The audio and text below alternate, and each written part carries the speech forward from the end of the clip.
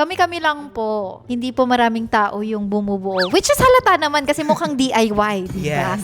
Ayan, kami po yun. Kami ang may pakana. Kasi, alam nyo ba, 2 beses na sila ini-invite ng... Guys, abangan nyo. Abangan nyo yung backdrop namin. Hindi na po kayo maiinis sa 3 kulay. Kaya, Girl, tinanong nga niya sa akin yung ano issue namin ni Jeffree Star. Gano'n. Ano ba talaga yun? Okay, if you could pick one episode, lahat kayo. Oo, sige. So, favorite episode. Sino naman pinaka-hate? Hi guys! Welcome to another video. So today, finally we are doing the Season 2 recap. At ngayong araw na to is makakasama ko yung team ng makeup sessions. Kasi gusto ko na sila mismo yung sumagot sa mga questions. So tatawagin ko na sila isa-isa. Ang overall organizer ng makeup sessions, Jeng Calvan. Pasok! Okay, next, ang ating editor. Ito na i-reveal ko na kung sino yung editor namin, guys. Sa mga nagtatanong, ang aming editor, si Mark, the editor. Pasok! Ba't hindi ka nagpalakpakan? Kanina kayo dyan, may palakpakan. Ang aming overall production assistant naman, si Arjo. Ayan. So, ito na po ang buong team ng makeup sessions, guys. Kami-kami lang po. Hindi po maraming tao yung bumubuo. Which is halata naman kasi mukhang DIY, diba? Yes. Ayan. Kami po yun. Kami ang may pakana nung mga DIY na nakikita nyo sa mga past seasons natin ng makeup sessions. Ito muna, bago ako magtanong sa inyo ng mga about sa season 2 recap, is muna tayo, get to know each other sa mga audience kasi nga syempre, hindi pa nila kayo kilala, di ba? Uunahin na natin si Arjo. Arjo, ano ang ginagawa mo? Ano yung trabaho mo? At saka, anong mga favorite food mo? aside from doing the production assistant of makeup session po, I'm a content creator itself. Then I have my corpo work, then I do love makeup. Kaya gustong-gusto ko sumama sa team ni Ate Michelle dahil na-enjoy ko yung vibe nila. Yes, very good. Most articulate. Oh, next, ikaw naman, Mark. Video editor po ako, and outside makeup sessions, video editor din. Ayan. Yun lang din po. Actually, si Mark, ano ko na siya dati. Editor ko na talaga siya dati. Way back in 2017, 2018. Ganon. Tapos, nagbabalik siya na editor ko ngayon. Kasi, konting-konti lang guys yung mga pinagkakatiwalaan ko sa mga videos ko dahil sa mga pinapa-edit ko, diba? So, I only trust a few people to edit my videos. Oh, next! Ayan, so hello po. Ako po si Jeng. And aside from yung overall po ng MUS, ako din po yung hairstylist ng MUS. Correct. Minsan wardrobe din po ni Ate Michelle. Oo. And ayun, outside MUS and everything, assistant po ako ni Ate Michelle and Yes. naggagawa ng mga gowns. Yes, sa Jeng Calvan Designs. Yes. Correct. Opo. Ilang mga years na tayo magkakakilala? Fan na ako ni Ate since 2013, 2014. Tapos, I'm working with her 3 years na. Almost 3 years na. Parang 8 to 9 years po ata yun. 2018 nung first ko po sa inyo. Yes. Yeah. Oo, pero may break. Dahil sa pandemic. Oo, dahil sa pandemic. Ako, Angel ako since 2016 and it was Jeng who tapped me para maipasok sa makeup session last February. Nakikita na kita kasi same tayo ng place sa Banggi. Ayun. At ano guys, lahat kami Ilocano. Pero siya, galing ibang Nueva Ecija. Kami Ilocos Norte. So, Ilocano tayo tangatan. Tamna maulaw, di kita audience. Wag na. Yun ang challenge ngayon. Charot. Aside from makeup, since makeup sessions is about makeup, lumayo naman tayo sa ibang interest ninyo aside from makeup. O, ikaw na. So aside from makeup, aside sa pagpananahe and sa hair, I love cooking. Ay, yan si Yes. Jeng Cooks. Watching movies. Watching Lagi movies. naman. Netflix, ganyan. Kasi nga Netflix ang chill. Clip. Me, aside from singing and dancing, I'm a fur parent of one cat. Ay, may pusa ka? My Peanut. Peanut ang pangalan. Yes, kasi babae. Orangey ang ano niya. Parang ginger keme. Ganun. Bakit kung lalaki hindi peanut? Hindi. Ayan, ang daming i-edit si Mark. Kayo ba? May mga gusto ba kayong tanungin sa isa't isa? Tayong lahat. O kayo naman, mag-question naman kayo. Ang dami ko ng question. Ala, pressured. Wait. Eto kay Mark, since hindi ko naman siya masyado pang kilala personally. Mark, what's your favorite movie? Since you've mentioned na you love watching. Pressure. Ang hirap naman. Pero isa, kakapanood ko lang ulit kagabi, Serendipity. Ayan. Mahilig siya sa mga rom-com. Yeah, rom-com mostly. Oh. Question for everyone. Sa makeup na lang, ano yung parang morning routine niyo sa makeup? Morning routine ko sa makeup or skincare? Skincare. Ay, every morning, pagagising ko sa umaga is nagwawash talaga ako ng face. Hindi mawawala na magwawash ako ng face kasi parang pampagising ko na rin. Tsaka nag-wash with soap hindi lang yung water. With soap talaga kasi tinatanggal ko yung mga skincare ko from last night. So, ayun lang po, nagwawash ng face, walang palya. Since natutulog ako daytime, yun talaga yung skincare ko, pang gabing ina-apply ko. Yung mga ginagamit kong, yung steps by steps na skincare kasi daytime ako natutulog ate. Night shift ka kasi. Ganun lang din po. Wash ng face with soap, tapos moisturizer. May moisturizer. Ako wash lang talaga ng face. Sige, since mahilig naman po ako sa movies, last movie na napanood nyo? Last Frankenstein. Sa Netflix? Yes, sa Netflix. Yun yung last na movie na pinanood ko and I loved it so much. Ni Man in the Moon, 1999. Taray. Mahilig sa mga classic movies. Well, ako binalagyan ko yung favorite movie ko na Annie. Annie. Yes, kasi I love musical. I hate musical. Pero you love singing. I love singing, I love music, but I hate musical. Ito, question ko para sa lahat. If there is one thing that you hate about each other, what and why? Hindi pala ano yun. Sorry. Or kahit ano lang, mapakit lang Hindi open forum to Walang iyakan dito. Ako na. Hate ko pagka kailangan namin si Arjo, tapos tulog pa siya. Yun. Si Mark, hate ko pag yung kailangan na namin yung episode tapos hindi pa rin siya tapos. Si Jeng naman is hate ko pag yung nang pa-pressure siya sobra. Kasi nakakainis. Well, kay Arjo, minsan makakalimutin. Tapos si Mark, minsan ang tagal mag-reply. Kaya minsan nape-pressure din ako kay ate. Tapos kay ate, pressure ko siya pero parang ako yung nape-pressure pag hindi siya sumasagot or something. Ako ang hate ko lang naman, super petty siya yung magbibigay ka ng question sa kanila tapos magtatanong ka tapos ang laki ng dead air. Tsaka na sila sasagot after a while na nakakainis, di siya sasagot sa para akong talking to the air, kang gano'n. Ay, sa amin lahat yun. Sa inyong dalawa. Sa Kay amin dalawa. Mark kasi wala naman ako masyadong problema sa kanya. Kasi wala Ngayon naman lang kami kayong nagkita. Hindi, dapat meron. Nagkaramid issue. Mark, ikaw, anong ayaw mo sa aming lahat? Pag kinukulit ka. Yung hindi nila ako sinama sa viewing party ng Drag Race. Hoy! Ano yung video? Hoy! Isasama ba natin si Mark mamayang gabi sa drag queen show? Wag na. Excuse me, Mark. Tinanong ka namin kung gusto mong sumama, ikaw ang tumanggi. Sabi mo, ate, next time na lang. Ako pala. Voting pa kami nun Nag-voting sila. Wow, Yung vote. Mark!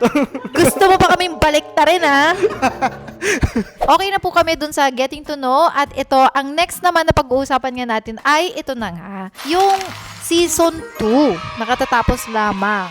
Number 1, unang-una na, aakalain nyo ba na makakapag-Season 3 tayo? Yes. Ako yes. Talaga ba? Yes, of course. Kasi nasimulan na natin, dapat ituloy-tuloy na natin to, di ba? So, Hindi, mali mo, pwede naman kasing tamarin ako or parang ayoko na, wag well, na natin ate, at tuloy. the end of the day, ikaw lang naman talaga yung hinihintay namin. Pero Okay. kami, kayang-kaya natin mag-S3 hanggang 100. Kaya Charing. anong season pa yan? Ano yung pinaka hindi nyo in-expect na nangyari for Season 2? Matulugan. Yung episode ni Lenny. Guys, Kwentuhan ko lang kayo 8 a.m. Inunahan na niya ako. 8 a.m. tinatapos ko na yung research ko about kay Lenny Arcaido. Tapos sabi ko, okay, idlip lang ako hanggang 10 a.m. para kahit paano may sleep ako. Ngayon, yung idlip ko, naging Deep 7 sleep. Deep sleep na siya. Nagising ako 6 p.m. Tapos tinignan ko yung GC. Hala, na late na ako. Tapos tinawagan ko si Jenks. Sabi ko, Inay, tapos na kayo. Tapos na, nanonood na sila ate ng Netflix. Ako nag-contemplate ng, ate. Pinaka-worst na nangyari sa akin sa season 2, yung hindi makapunta at makasipot at makahelp sa makeup session. Mamaya pag-uusapan natin yan. Hindi natin titigilan yung topic na yan. Kasi isa sa mga highlight po ng season 2 is yung ginawa ni Arjo. Parang Lenny, yun din. Kasi kung naaalala nyo, May gawa ka rin dyan eh. kung naaalala Ay, ano nyo, ka rin dyan eh. di ba, nag-story si Ate Michelle noon na delay. Magpo-post. Kasi nga, yung laptop. Nag-crash. Nagkaroon ng Nag-crash problem yung laptop. niya. And Lenny Aicardo episode din yun. Kaya ayun. Yun lang naman. Gusto ko lang din i-explain nga yung nangyari sa episode namin kay Lenny kasi talagang in fairness, yun yung isa sa mga I think pinaka na-criticize na episode kasi nga sa lighting namin, sa timpla nung kulay and all. Tama yung nag-comment dun sa video na sabi niya black kasi yung nilagay sa gitna na color. So yung camera namin, inassume na black yung dun siya magbe-base ng white balance and everything, yung lighting, exposure. Alam nyo, yung camera namin, syempre, naka-automatic din yan. So, yun yung na-determine niya na color and exposure. Kaya, pati kami ni Lenny na-apektuhan. We both tried our best to correct the color. Pati si Mark, nag-effort talaga siya na i-correct yung color pero hindi talaga namin kinaya kasi ang kalaban namin talaga is yung exposure and yung timpla ng lighting. It's just that, mali yung color combination nung tricolor na ginamit namin kay Lenny. Which is, I also apologize to Lenny and Haji na rin kasi syempre, I really love that episode. Sana lang nabigyan natin si Lenny ng magandang visual. Kasi ang ganda ng episode na yun. Isa yun sa mga pinaka na-excite ako na episode. Which is okay lang kasi from there, bumawi talaga tayo, 'di ba? From there, talagang we made sure na ayusin ng sobrang lala na ayusin namin yung lighting, yung white balance and everything talagang inayos na namin from that episode. So, okay, first episode natin, si Ray. Okay, pag-usapan natin yung first episode natin kay Ray. Ano masasabi nyo? Go! Well, for me, as a fan ni Ray, yun yung unexpected ko na collab this season. Talaga? Hindi mo na-expect na ma-pull off natin siya? Ang chill lang nung episode na yun. Tsaka yung behind the scenes, ang chill na. Siguro siya, maganda siyang premiere for season 2 with the 2 OGs. Yes, correct. Hindi ka nahihirapan i-edit yung episode ni Ray? Hindi po. Na-enjoy ko Yeah, din diba? siyang i-edit. Diba? Ang daling i-edit. Kasi super chill lang din and parang nagkakwentuhan lang din sila like the old times. Yeah. Naman. Same. Ako, na-enjoy ko yung session yun ni Miss Ray kasi ang galing niya sumagot. Dire-diretso, walang cut. True. Ang gaganda ng mga questions na binabato ni Ate Michelle. Ang ganda din ng binabato ni Ray na sagot. Which is, maganda lahat yung kinahinat na ng... Yeah. Ganda nung ng episode na parang, as in, catch up lang na mag-ate, mag-ganyan. Yeah. Fairness yung episode namin ni Ray, it was such an easy episode because alam mo yung sobrang dali kasi ng episode pag kunyari nagbabato ako ng question tapos yung katabi ko is alam na niya sumagot. Yung parang they're so used to camera and they're so used to talking, media trained and they know what to answer to each question that I don't have to put so much effort in taking answers from them. And actually, I didn't expect for her to say yes. Kasi she's so busy. Ito na nga yung masasabi ko. Kasi hindi mo talaga akalain na yung mga sobrang busy na mga na guest natin, sila yung sobrang daling i-schedule. As in, isasend ko sa kanila yung date and then pipiliin nila and then yun na. Episode 2, Fukerat episode. Pag-usapan natin. Hi, Pierre. Hi, Fukerat. Actually, yung episode ni Fukerat, it was fun. It was so hype na talagang mauubusan ako ng energy kasi yung bata, ang kulit. Mm-mm. Ang dami niyang dada, talagang iba siya. Yeah. Talagang baguhan pa siya sa industry. Oo. Ako naman si... Oh. All in all, magandang maka-work si Fukerat in a way na kung alam mo lang yung ano mo, yung hindi ka mainisin sa makukulit na tao, sa maggalaw-gaw. Bata kasi siya. si Fukerat. Oo. Hindi ko siya, bahala na. Go Mark. Ikaw naman. Ikaw na nag-edit, Mark. Kung alam nyo lang, yung romance nun is umabot ng almost 1 hour and 30 minutes. Ang haba pala. And kung maalala nyo, di ba, umabot lang ng yung nun, output. Oo nga. Like, Hindi nga 27, ano lang? 28. 28. Hindi actually 26. 26 po ba? Ang konti nung ano niya, yung naging final na. Bakit? Ano nangyari? Maraming kailangang, Marami ka tanggalin. in-edit. Para, alam nyo na. Ayun lang, para safe. Para safe both. Okay. Lalo na Both si guest. sides. Yeah. Apaka-energetic niya. Tapos alam mo yung tawang-tawa ako sa kanya pero mas tawang-tawa ako kay ate kasi mas yung alam mo yung hirap na siya sa energy niya. Wait lang, kailangan rin niyang mag-break. Oo, wait lang, magbe-break muna siya. Actually, yung episode naman ni Fogerat, what I can say about it is that nung in-invite ko siya, she wasn't hard to schedule and she wasn't hard to invite. It was actually so easy and our conversation, talagang in fairness, responsive siya and madali siyang nag-yes. And I was flattered that she actually wanted to guest. Ayun, so nag-shoot kami and talaga, in fairness naman talaga yung energy kasi na Fukerat. Talagang kakaiba yung energy niya. Hindi ko naman sinasabing it's bad. It's a bad thing. I like it because, lahat-lahat naman tayo, iba-iba naman tayo ng level of energy. And I'm pretty sure meron pang mas mataas ang energy kasi sa kanya. Hindi lang natin na-encounter pa. But in terms of bringing the energy into a space, hindi siya nawawalan ng ganon. Diba? And although what I can say about our episode during the interview is that siguro hindi lang ako nakasabay dun sa punchline. Kasi syempre magkaiba kami ng way of delivering punchlines. So doon medyo nahirapan ako sa part na yon. May mga jokes na hindi ako nakarelate kasi nga TikTok humor yun eh. So, may yun, hindi siguro hindi nakarelate, pero siguro hindi ko alam yung humor na ganun. I liked nung nagseryoso siya, nung diniscuss niya about yung family niya, and about yung eagerness niya to work. Kasi nga, meron siyang mga goals. Yun yung part na ginusto ko na. Kasi nakita ko yung side niya na seryoso din. Hindi yung puro punchline. Now, let's talk about naman episode 3, which is si Lenny. The Lenny episode. Which is, may mga na-mention na nga tayo kanina na mga nangyari tungkol sa Lenny episode. But, Mark, in terms of editing, ano yung masasabi mo naman dun sa Lenny episode natin? Well, given nga po yung sa problem nga na kino-comment nyo is with the lighting and all, isa yun sa naging struggle. Pero the episode naman, actually na-enjoy ko siya kasi pinapanood ko rin po si Lenny sa TikTok. Kaya na-enjoy ko rin siyang i-edit. Yeah. And hindi ko rin siya na-expect na magiging guest actually ng MUS. Yeah. Kaya, Ikaw, Arjo, anong masasabi mo? Siyempre, wala siya masasabi kasi wala siya nun. Oo. Guys, ito lang yung masasabi ko kasi sa lahat ng mga episodes natin, may, season 1, 2, 3, lahat na ng all episodes. It matters kasi lahat ng lighting, lahat ng timpla. Kasi, number 1, hindi mo na kasi siya pwedeng i-reshoot.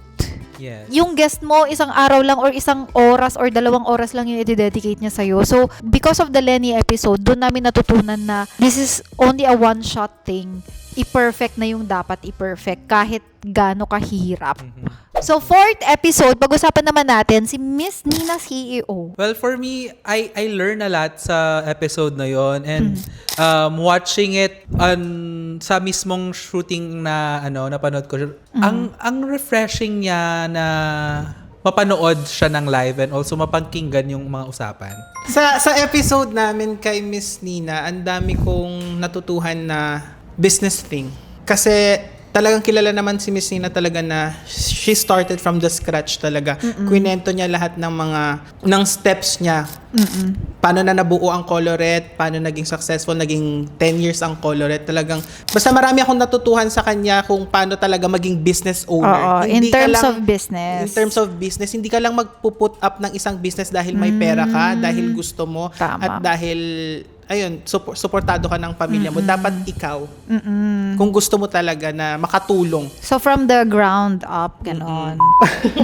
Ang hirap sundan nun in terms naman po of editing the Nina episode, mahirap actually magtanggal dun sa episode na yun kasi malahat, ang ganda ng mga sagot niya lahat-lahat. And siya yung episode lang na di ko alam kung tama, pero napansin ko na magaling siyang sumagot in terms na alam niya yung magiging flow of questions din ni Ate Michelle. Yun yung Ayun. nagustuhan ko rin kung paano siya sumagot. Kaya ang hirap talaga yung magtanggal. Ang hirap magtanggal dun sa episode na yun. Actually, for me, ano siya, very, anong tawag doon? Similar siya doon sa experience ko with Ray. Kasi, yun nga, parang, alam mo yung siguro kasi sanay na kasi sila magsalita sa camera. So, parang hindi sila shy type.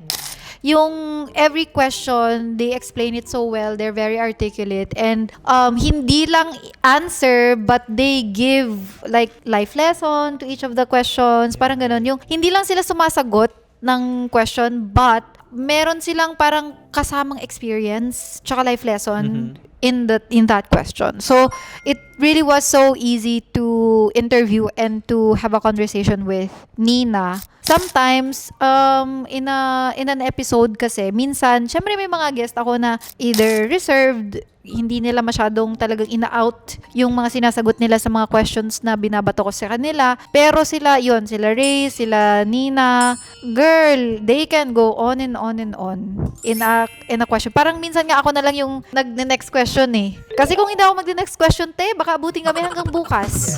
Okay, next episode. Okay, ito, brigading na naman. Mag-start naman tayo kay editor. Anong masasabi mo sa brigading episode? As a fan of Drag Race Philippines po, very fun and yun nga, nanalo siya. And congrats po ulit if you're watching. Wow. Ayun, enjoy ko siya pero hindi ko alam kung pwedeng yun ate. Pero kasi, syempre, while filming yung episode na yun, is may 2 takes kasi yun eh. Which is, Pwede. natawa ko sa naging shifting actually ng reactions nila. Ewan ko, i-flash na lang siguro namin. Bakit? Kasi syempre, di ba, 2 takes yun. Yung isang take, first runner-up lang. Oo. Second take, panalo. So, grabe yung shifting. Makikita nyo. Flash na lang namin. Oo, ang haba ng winner. Talagang wow. Pero nung first runner-up lang, thank you. Congrats ulit. You did good. Ganun lang yung mga sinabi. Kaya, So anyway, congratulations for making it to the top 2. Yeah, I'm Grabe. still happy. Yes.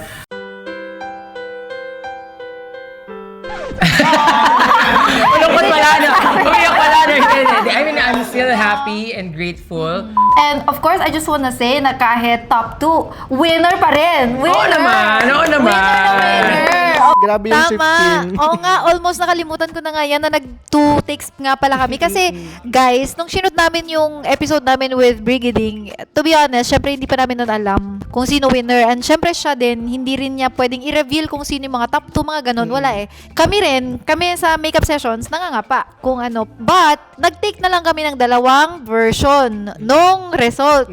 Pero, ayun, nanalo si Brigading. Kaya ang nilabas namin na result is yung congratulations! Tapos, alam nyo ba? Wait lang. Ewan ko lang pero on that moment, nung, di ba, nakaupo na nga kami, it wasn't in my head na mag-shoot tayo ng 2 version. So, nung nagpasabog si Arjo ng confetti dito sa gilid, which is actually hindi ko nakita na kinukuha na yung confetti, sumabog na lang na ganon, doon lang nag-click sa akin na, ay shit, ito na pala, isa-celebrate na namin, nanalo na nga siya, parang ganon. Pero magaling umacting, di ba? Yun yung episode na pinaka-excited din ako. Kasi syempre, aside from yung mag-film tayo ng isang drag queen, kasi as in fan din ako ni Brigading, and ako yung nagpupush talaga, ate drag queen, yan. Ang excited kasi ako kasi yung damit ni ate doon is ako yung gumawa. So, parang ang excited, and ang fun lang kasi katabi ni ate, yung damit ni ate, tapos katabi ni isang drag queen. Parang fun lang, excited ako doon sa episode na yun.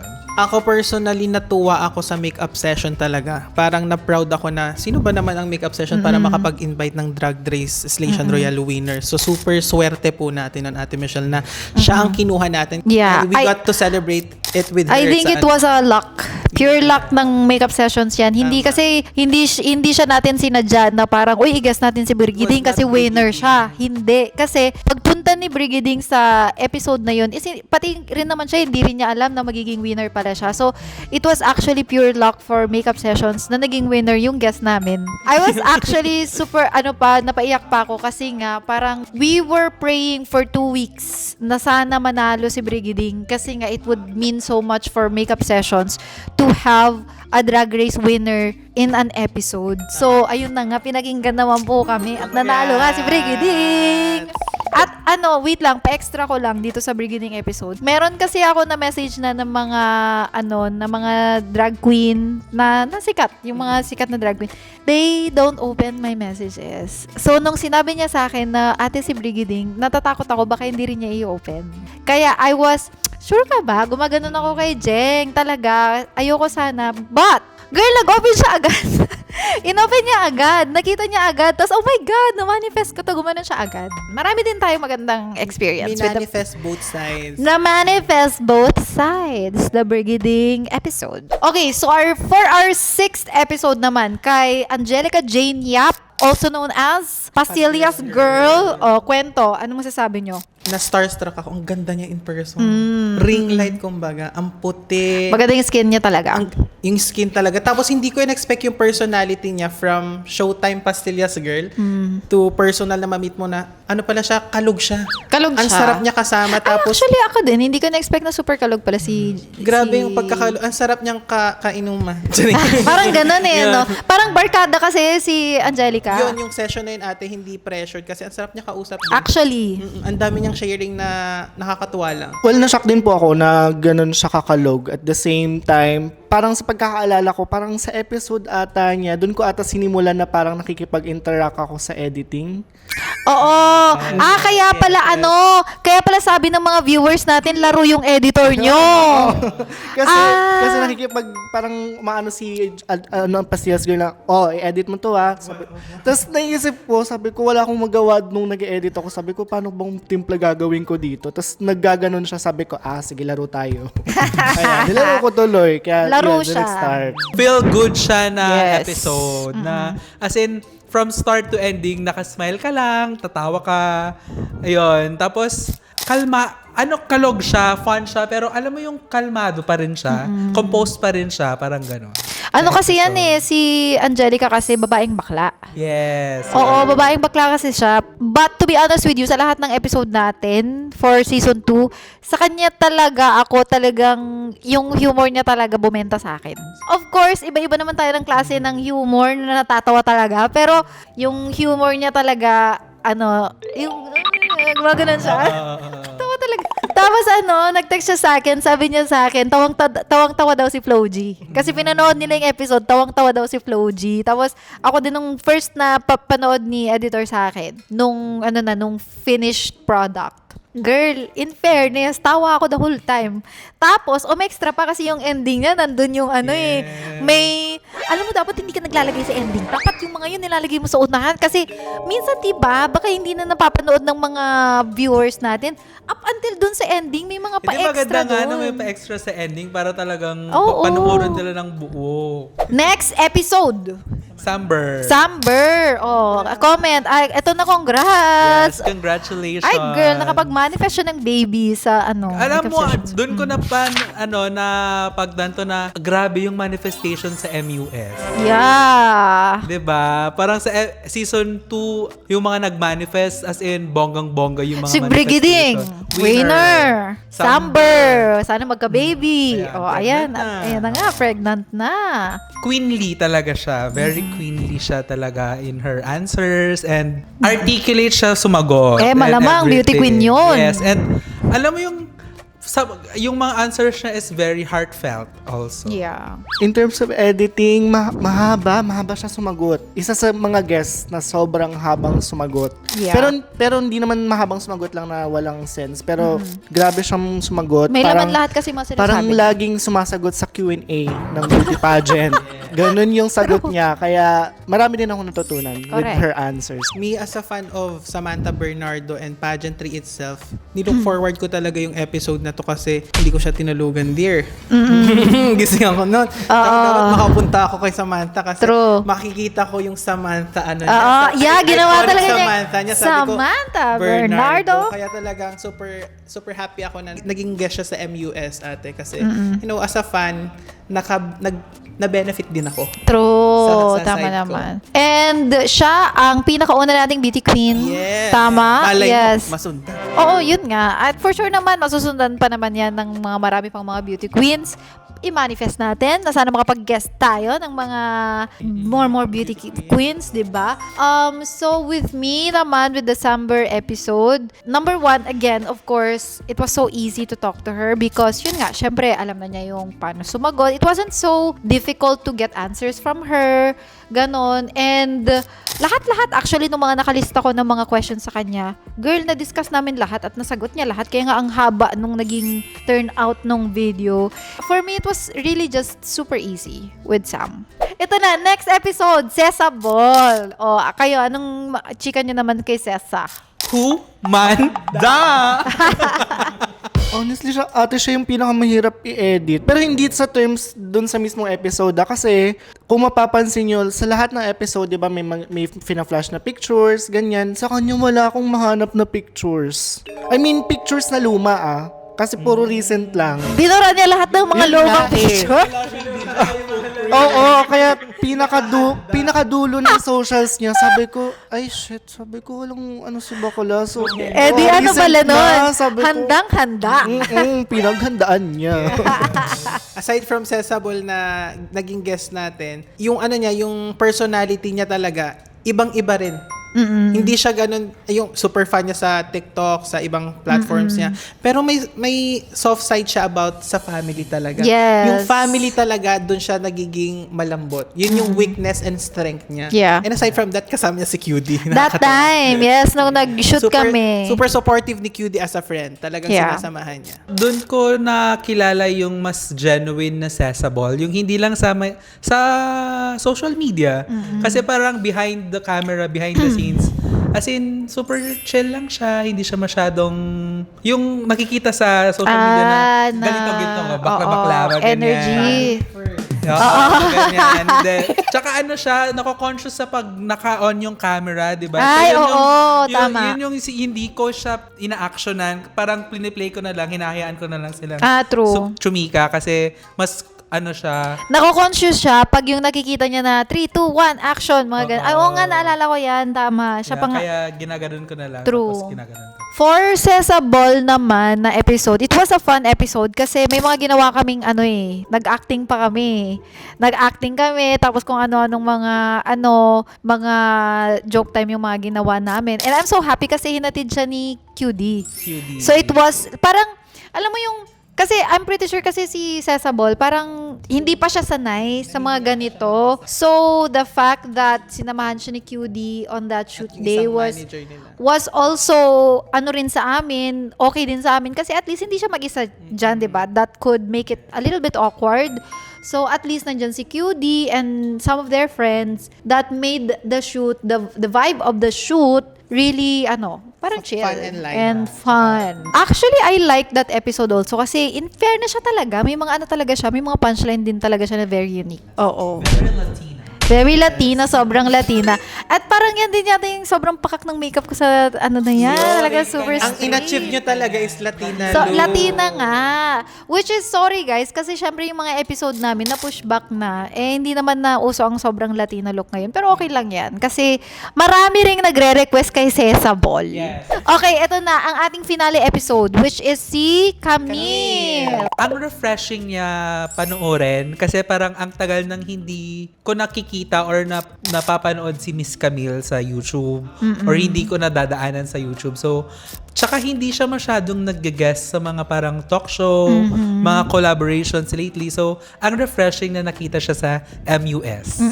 Kung ang naging season premiere natin is si Ray, of course, ang magiging season finale is dapat isa din sa OG YouTubers, which is yung nga si Camille.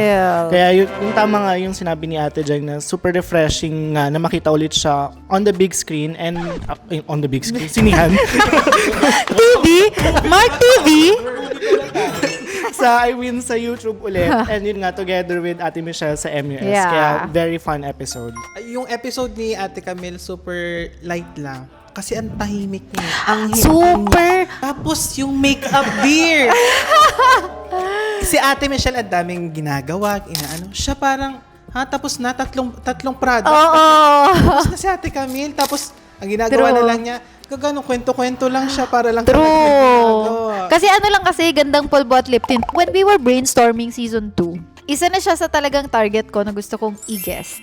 Ano kasi nakikita ko na sobrang active niya ngayon sa company niya, which is yung brand niya na Adorn. So sabi ko syempre, ay parang I wanna get to know about her being a CEO now and not her as yung YouTuber before.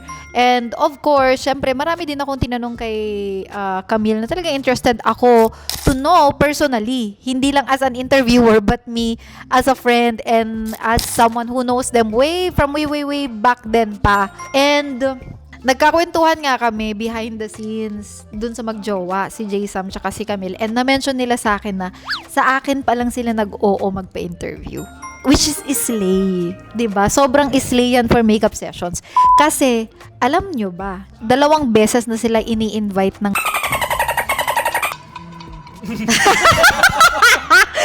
Iba yung atake nila sa akin na parang, kung probinsyano ka lang talaga. Ay, artista. Ganun. Oo. Hindi kasi pagdating nila, alam mo yung hindi natin sinasabi na sa base sa ganda or sa kinis ng balat. Hindi eh.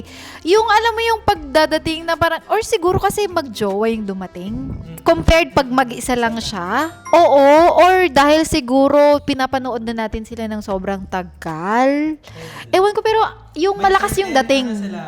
May arrive. Sila. So anyway, ayun na. Ayun na lahat yung mga episodes, di ba? Bilis Ang bilis. So, na-enjoy ko tong natin ngayon, yung discussion natin about sa lahat ng mga episodes. Okay, if you could pick one episode, lahat kayo. Oo, sige. So, favorite episode? Uy, wait lang. Nag-iisip ako. Ito guys, sa pinaka-favorite episode namin na hindi yung guest, favorite episode na lang. Episode!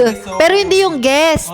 As a viewer, kunyari, viewer ako ng makeup session. Parang, ang ganda ng episode na to. Feeling ko kasi.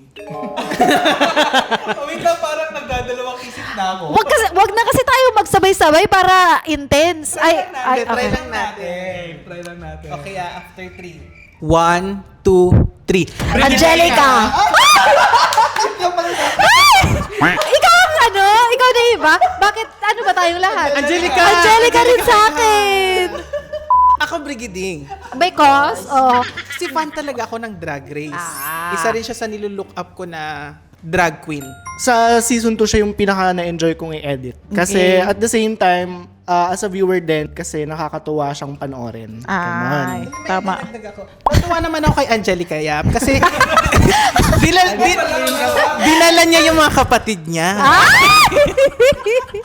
Well, ako kay Angelica kasi as in, ang fun nung as in, parang, ang fun. Ako naman, wait lang, let me clarify. Favorite ko lahat ha. Wala akong isang yung mas mataas. It's just that kasi ang rule kanina as a viewer. Yes. So, in terms of being a viewer, doon ako natawa eh. Yung humor niya kasi patok sa akin. Kaya yun yung pinili ko. Yun lang naman. Yes. Hindi naman sa pero lahat naman sila talaga favorite ko kasi iba-iba yung, alam mo, ito nga lagi, pagka kunyari, pag fina-finalize na yung video, tapos napapanood ko na yung parang final output ng video, lagi kong sinasabi talaga na, Jeng, iba-iba talaga sila ng timpla, no? Yeah. Iba-iba sila ng character. At gusto lang natin i-clear Na? na hindi namin tina-timing or sinasakto kung may issue yung guest, Hindi, ginag-guest sinakto namin ko na. kay Fugin. Nagkaroon lang ng issue si Pokerat. Yun na! Charot lang. Hindi naman namin in-expect na magkakaroon ng issue. Pero naka-arrange na kasi yung mga episode. So, parang kung sino lalabas, yun lalabas. So, ito na. Ano naman ang nilulook forward nyo for season 3? Nilulook forward ko sa season 3, mas maging successful. Mas maganda yung mga set of questions. So far, maganda na yung set of questions natin sa 1 and 2. Ano yan natututo kasi tayo Tama. Yun. At yung, syempre, sa backdrop. Guys, abangan nyo. Abangan nyo yung backdrop namin. Hindi na po kayo maiinis sa 3 kulay. Kaya, kasi ginawa na namin 4. ang i-expect nyo na lang, guys, may mga nagbago. Yun lang Yan. naman. May mga nagbago. Hindi natin alam kung magandang pagbabago. Okay. Baka rin naman, Sa edit naman ni Mark, di ba? go Mark. Mas malala. Ayun lang. Yung one word para describe yung upcoming season 3, malala. Malala, hindi ba natin tayo nag-shoot? Malala na. Feeling ko lang. Okay. Minamanifest kong malala. Pati mga guests, Mas magiging malala. Correct, malala. Well, ang ina-expect ko sa season 3 is bigger, bolder, and pasabog talaga. Yun yung ina-expect ko for this next season. Okay. So, season 3, expectations, nalito sa sariling tanong. Ano ba yung tinatanong ko sa inyo? Look forward. Nilulook forward. Nilulook forward ko na sana hindi mag-cancel yung mga na-invite na natin. At sana hindi magbago yung mga schedule nila. At sana, yun nga, yung napag-usapan ng mga date and time and schedule for shooting is sana matupad yun. Kasi yun talaga yung biggest, for me as someone who invites the guests, it's really one of my biggest fear, yung pag cancel or magpapabago ng schedule. Kasi talagang ang laki nung nadudulot na changes nun sa lahat ng plans. So, and also, yung mga, na-trauma na kasi ako nung season 1 na meron kasi nung nagpa-reschedule tas hindi na niya tinuloy. So, kumbaga, natutrauma ako sa mga ganun na natatakot ako na baka yung mga magpa-schedule, baka pag pina-reschedule, baka hindi na matuloy. Alam mo yun? And also, sabi ko nga sa kanila kanina, na sana yung visualization ko, yung vision ko, in terms of visuals, is makuha namin at matupad. 'Di ba? In terms of lighting, yung mga anggulo namin, tsaka yung the whole team, the production of season 3 is sana makuha namin. Pero in fairness, coming from season 1 episode 1, ang laki na ng improvement natin. Guys, imagine first episode namin kay Chino, sa bahay ko lang yun, sa kwarto. May question ako sa'yo, ate. Question naman sa akin. For guests naman, for the upcoming seasons, expect or dream guest? Dream ko talaga mag-guest si Doc V. Oh. She is one of my dream guests. Kasi, ewan ko, ang hirap niyang i-schedule. So, parang for her to say yes to makeup sessions is such a great honor and such a privilege. Kayong dalawa, sino yung mga dream guest niyo kung meron man? Or wish list? Si Kriza. Ay, my God, sayang talaga si Kriza. Gusto kong makita si Girl, Kriza. season 1 ko pa siya niyaya. I mean, niyaya ko na niyaya ko na siya sa season 1, pero baka nga, syempre, lang naman tayo. Baka nag-shoot yata, may shooting. Maris Rakan. Ah! Gusto kong makita yung magiging energy nilang dalawa ni Ate Fun Michelle. fact, nag-meet na kami ni Maris. At nanonood siya ng videos ko dati. I mean, Pwede. hindi totoo yan. Hindi totoo. Ewan ko kung naalala niya. Pero, nasa kami noon, it's an event for Ever Bilena. Tapos, pare-pareho kasi kami na endorser ng Ever Bilena. We were in a yacht and we were there with the owners of Ever Bilena and the company, sila Miss Denise. Ganon. So, we were celebrating and then we were seated together. Girl, tinanong nga niya sa akin yung issue namin ni Jeffree Star. Ganon. Ano ba talaga yun? Gumaganon siya sa akin. Pero anyway, ayun na nga. Doon na po ito na. Tama na. Doon na nagtatapos ang aming season 2 recap. And sana na-enjoy kayo sa mga kwentuhan na munang edit. Ito na yun. So, sana magustuhan nyo po yung i-offer namin sa inyo for season 3 at sana mas mahigitan pa namin yung good vibes na feel nyo from season 1 and season 2. So anyway, ayun na nga guys, at ito na po ang final look ng aming makeup transformation. Ganun. Thank you so much. Please don't forget to like, comment, and subscribe. Bye!